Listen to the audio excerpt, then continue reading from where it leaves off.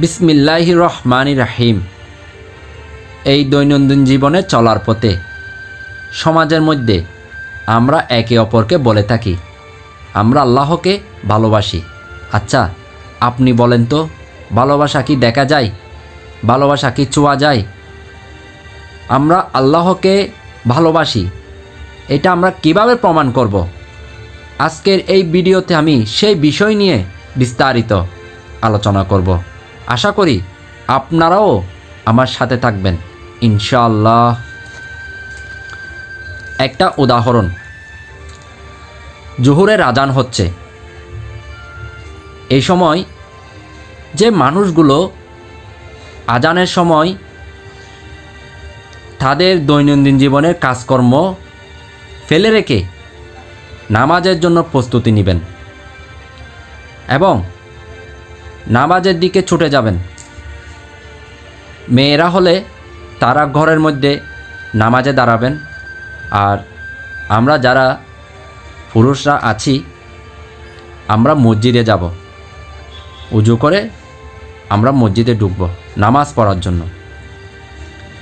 এই সময় আমরা অনেকজনকে দেখতে পাই, অনেকের ব্যক্তিগত কাজ নিয়ে ব্যস্ত থাকে, অনেকে রাস্তার একধারে বসে মোবাইল টিপাটিপি করে, আবার অনেকে দেখি এই যে জমিতে ফসলের মাঠে কাজকর্ম করতেছে।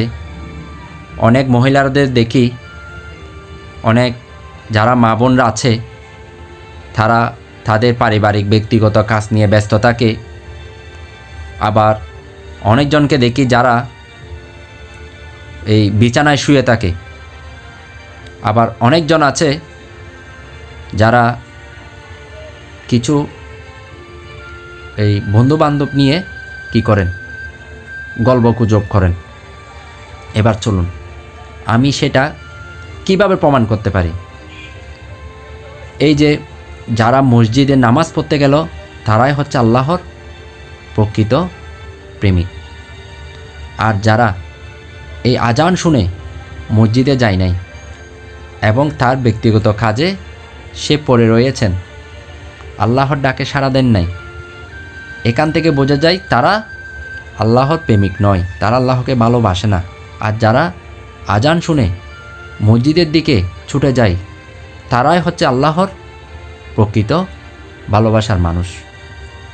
এর দ্বারা প্রমাণ হয় যে যারা আজানের ডাকে সাড়া দেন এনারাই হচ্ছে কি আসল আল্লাহর প্রেমিক, আল্লাহর ভালোবাসার মানুষ।